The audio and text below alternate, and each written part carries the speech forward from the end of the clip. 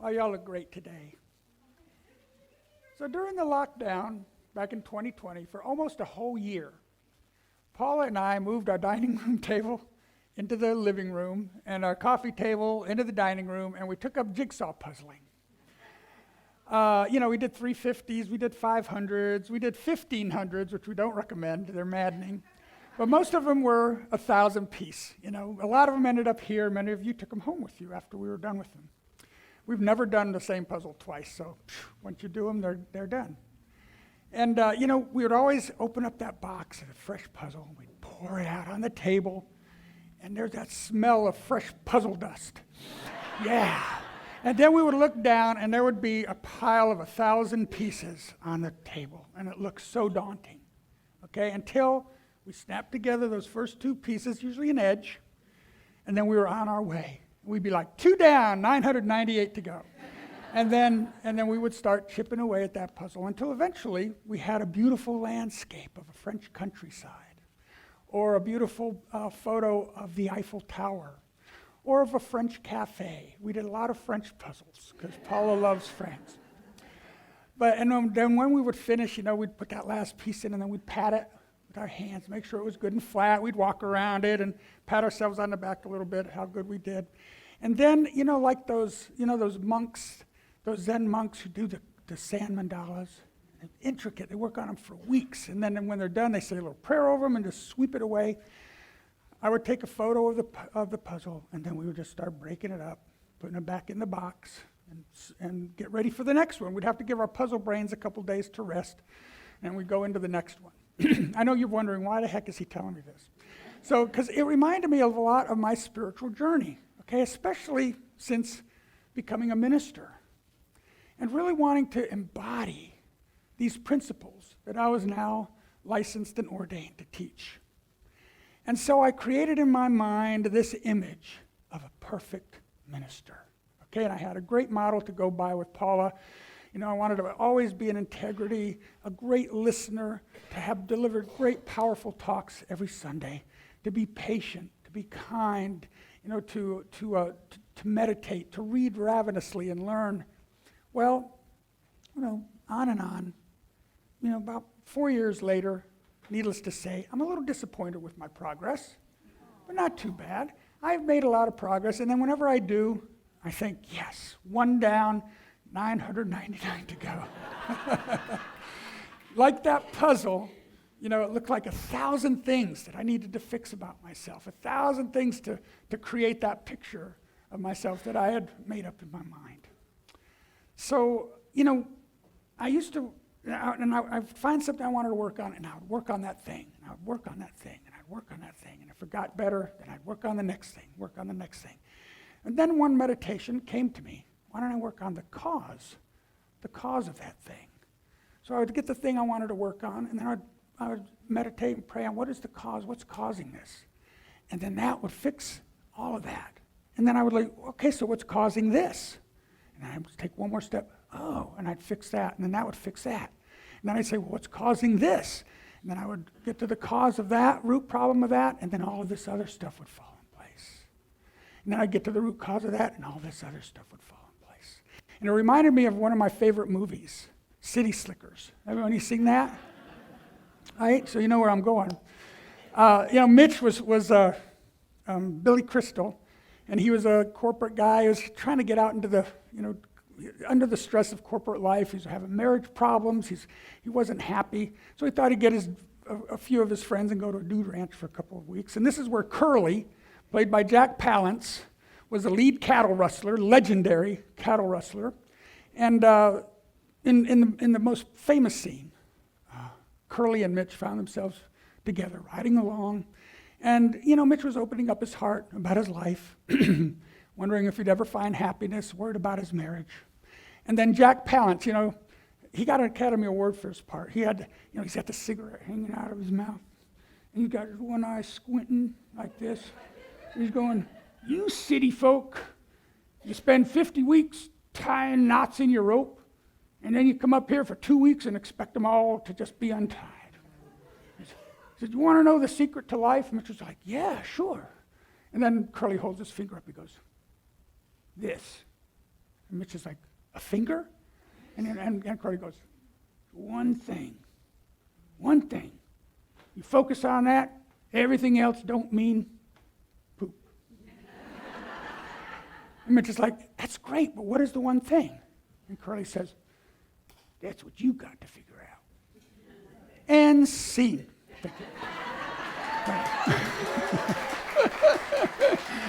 Well, okay, so I'm here to tell you this morning, I have found the one thing. And and the great news is that I think it's universal. I think it's going to apply to all of you guys. So I wanted to share it with you. So as we get down to our cause and effects, we finally get down to the one thing. Just like Curly said, the one thing that's at the root of all of this, the one thing that could help me keep my commitments, the one thing that would finally get me exercising, the one thing that would put me in touch with my inner self, the one thing that would get me eating right and not looking outside myself for validation, the one thing that would finally cure me of my perfectionism. Okay? I know you're on the edge of your seat. You're on the edge of your seats. Okay, so here it is. And by the way, this one thing influences every decision you make in your life, from the big stuff like what do I want here to offer the world, down to what am I going to have for dinner tonight. Influences every decision you make. Okay, so here it is. And by the way, this is completely under your control because you created it. Okay? Okay, I'm sorry, here it is. And it's not your self-esteem. Okay? It is your sense of self-worth. And I say it's not your self-esteem because the two are very different, although they a lot of times they get used synonymously. So here's the definition of self-esteem I found from a man named Sam Wolf. He blogs for a website called The Happy Place, which I looked around. It's a very interesting website. He says this is self-esteem. Self-esteem is the manner in which we evaluate ourselves. It is our internal assessment of our qualities and attributes. Okay? In other words, our self-esteem is how we compare ourselves to others. It's a litmus test against how successful we feel, how loved and respected we feel. Self-worth, this is Sam Wolf again, self-worth is the belief that you are lovable and valuable regardless of how you evaluate your traits. So you see, your self-esteem can change from day to day depending on how successful you are, depending on your outward validation, but your self-worth never changes. It remains the same through all. Your self-esteem relies on outside validation, whereas your self-worth comes completely from inside. But this is my favorite, okay, this is it. This is from a psychologist, a psychiatrist named, let me find her name here. Sorry about that. Oh, is it up there? Oh, Christine Hibbert, there it is. Yeah, this is professional show business. I'm just kidding, it's not show business. Okay, so she says, self-esteem is what we think and feel about ourselves. Wait, where am I? Holy smokes. I'm just going to read it. Self-esteem is what we think and feel and believe about ourselves. Self-worth is recognizing that I am greater than all of those things. It's a deep knowing that I am of value, that I am lovable, necessary to this life, and of incomprehensible worth. And she goes on to say that it's possible to feel high self-esteem and still feel convinced, not convinced that you're lovable and worthy. She says self-esteem doesn't last or work without self-worth. That's why I believe the pursuit of self-esteem is a myth. So you get that? What she's saying is seek ye first self-worth, all right? And self-esteem will be added to you, the one thing. So I want to begin by remembering that self-esteem, self-worth, like I mentioned earlier, it's completely man-made, okay? It's most likely originated in the early Christian church. Probably the biggest sin of the early church was to deem some people worthy of God's grace and some people unworthy of God's grace. There's nothing divine or godly about that idea. First of all, it's dualistic. So it doesn't even exist in the mind of God. You are worthy of all of the kingdom of heaven simply because you're born. Who in here was born? That's almost everybody. Okay. As I look around. You're made in the image and likeness of your Creator. So you came into this world with sacred worth, and no one can take that away from you. Only you can take it away from you. So if self-esteem is how you feel about yourself, your self-worth is how much you feel you deserve. It's how much you feel you deserve in life. And this is where we find the self-worth is that one thing at the root of our manifestation process in life as well. Think of your self-worth as the aperture through which your good flows, okay? If you're living from a place of unworthiness, it's like taking a thimble up to that ocean of abundance and asking God to fill that up for you. This is all you want. This is all you deserve. When in reality, you could pull a tanker truck up or 10 tanker trucks up and ask God to fill it, and God would fill it for you. Remember, it's God's good pleasure to give you the kingdom, okay? But you have to do your part, okay? You don't walk into a dark room and just sit there and wait for the lights to come on, right? You have to do something. You have to flip the switch. And there's a great example of this in the New Thought parable of the prodigal son that Jesus told us. Now, we all know the story. The youngest son asked for his father's inheritance. And this was strange because the father hadn't died yet. Usually you get your inheritance after the man dies. But the father never questioned him. He never said, well, what have you done to earn your inheritance? Have you been a good son? Nothing. Without question, he gave it to him. And as we know, the young son ran off to a foreign land, squandered his inheritance. And then a famine came, and he ended up just being starving and just wishing he could at least just go home and be a servant at his father's house. So he headed back home, and he was quite surprised at what he found. His father welcomed him with open arms. In fact, he welcomed him in a big way. He wanted a big party, kill the fatted calf, put the robe on him and the ring, the family ring on him, and celebrate with him. You see, the young son never fell out of favor with his father. Not when he asked for his inheritance, or not when he squandered it and returned home. However, the older brother, he had his own issues with self-worth. Okay, when he said, for all these years I've been working like a slave for you, and I've never disobeyed your command, yet you have never given me even a young goat so that I might celebrate with my friends.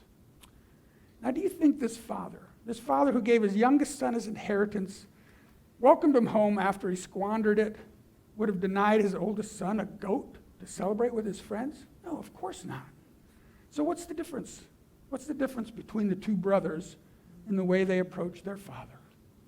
The youngest son asked. He did something. He flipped the switch. He somehow saw himself worthy to ask and to accept. The older brother was in thimble consciousness. Okay, he was in a dark room just waiting for the lights to come on. Now, I believe Jesus' healings were also about self-worth. I think when he told the people he healed that your faith has made you whole, he was really telling them, you have seen yourself as whole.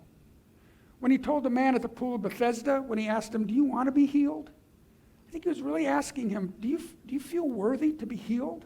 He'd been there for 38 years. It was a logical question to ask him.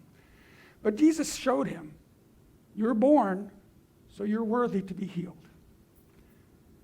Now, research has shown that people who have low self-worth are often more vulnerable to certain illnesses and mental health, and because they don't feel that they can control their own lives.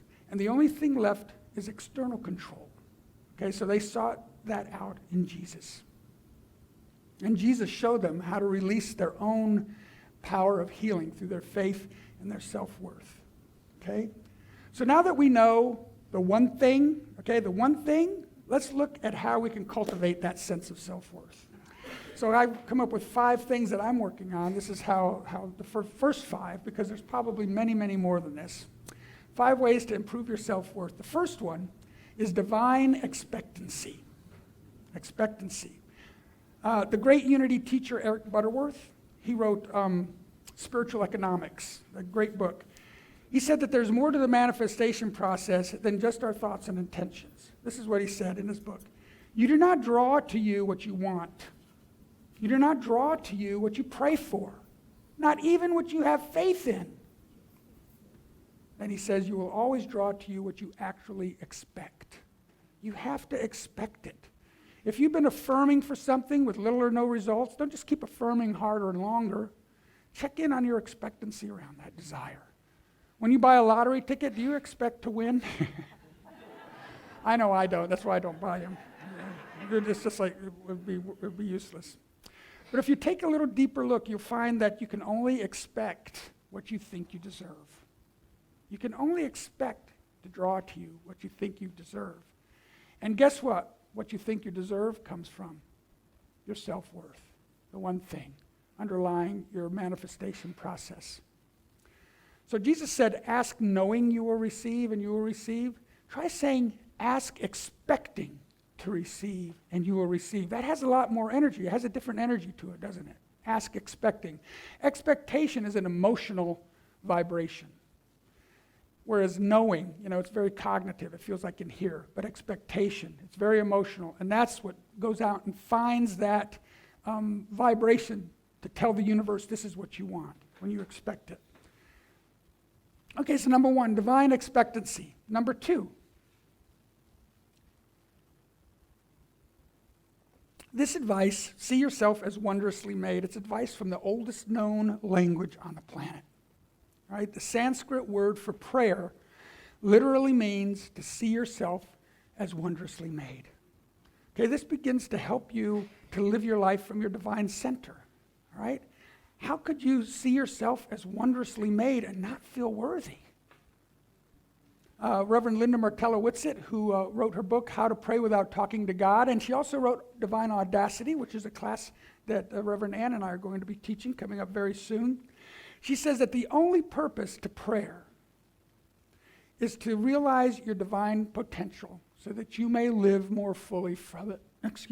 In other words, the only purpose to prayer is to see yourself as wondrously made. And then you begin to see yourself as worthy. Remember, you can't create something you think you don't deserve. Right, number 3. This always comes up, doesn't it? Forgive yourself for past mistakes, for past choices. I still tend to beat myself up over some of the decisions I made years ago around my career and how I went about achieving my goals. But holding on to that regret has just been eroding away my sense of self-worth long after those decisions were made. So we have to show ourselves compassion and understanding. You don't have to deny that what you did was wrong or that you could have done better. But what you have to do is renounce its power over you. This frees you from the shame of your past. And it prevents you from feeling unworthy. So in this way, self-forgiveness, self-worth, not only changes your present and your future, but it's also the one thing that can change your past. Number 4, separate who you are from what you do. 2 completely different things. You can still have goals for yourself, but try not to wrap your identity and worth or value into these things, not even into your successes. I felt unworthy because I thought I'd failed. In my career, I still need to come to the realization that my sense of worthiness was not tied to those things I did. It's not tied to my failures or to my successes. It helped me to stop seeking validation outside of myself. Okay, and the very last thing, give up perfectionism. Give up trying to be perfect. Okay? The drive to be perfect often comes from the need for approval and acceptance. And that who we are we want acceptance that who we are is good enough. We need that from outside validation. And if we fall short of that ideal, we've created that ideal we've created for ourselves, as I did after I became a minister. It can inevitably lead to disappointment. So from this consciousness, we can find it very difficult to feel worthy, even for the tiniest thimble amount of grace. So there's 5 things. Is your self-worth really a choice? Is it really a choice that you make? Well, who else is there judging you? It's not God. Then who? To whom are you being compared as a measurement of your self-worth? And who's doing the comparing? Who else could possibly determine what you think you deserve? There are other people, parents, family members, even some pastors They may try to tell you that you're not worthy, but guess what? Their faith in you has nothing to do with what you draw into your life. Only your faith in yourself can determine that. So if you feel like you're beating your head against the wall, trying to improve this or quit that or be a better whatever, remember the one thing. Remember the one thing. Remember, you draw to you what you expect. You expect what you think you deserve. And what you think you deserve is determined by your self-worth. So I'm going to leave you with this one kind of mind-blowing idea that came to me, and it blew my mind.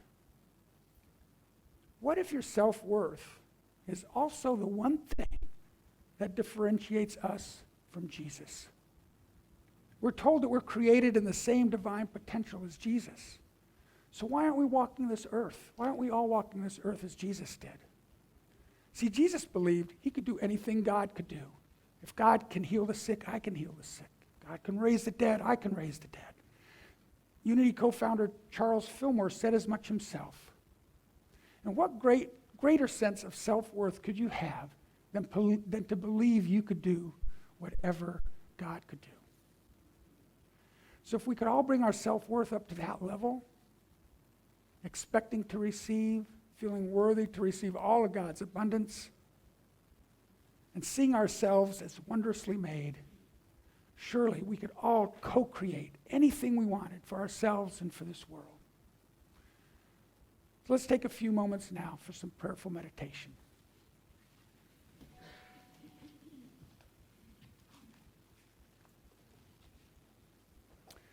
So let's close our eyes, get comfortable. And we usually start our meditations with a big, deep, cleansing breath. And that's because that breath, when we take that breath together, it brings our attention into this very moment, and it connects us in consciousness. So as we release that big breath, we just feel ourselves connecting to those around us and becoming one. You often hear us say that we are spiritual beings having a human experience. We live our lives torn between two voices, the voice of our human self and the voice of our spiritual self. And I ask you today to choose which one you will serve. Choose this day who you will serve.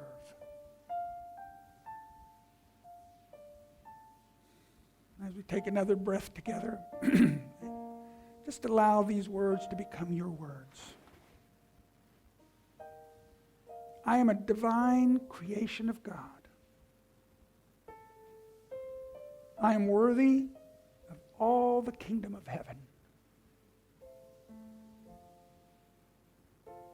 By divine birthright, I attract to me all that is mine to have.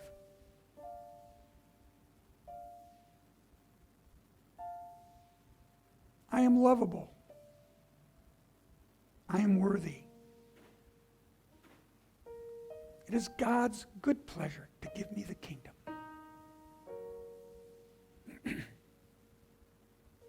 As we enter into a few moments of silence together, I want you to take this little mantra in with you and think of nothing else in the silence. I am wondrously made. I am worthy. I am wondrously made, and I am worthy. In the silence.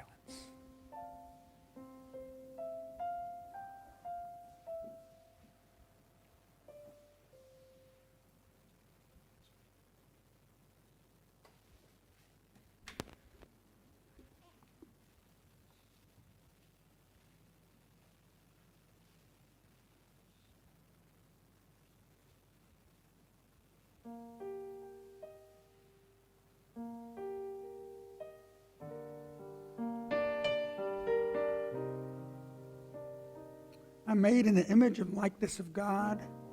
I have divine worth. I see beyond my human limitations. I'm a spiritual being having a human experience. When I say this, I can see the divine within me. I am wondrously made. And it is the Father's good pleasure to give me the kingdom.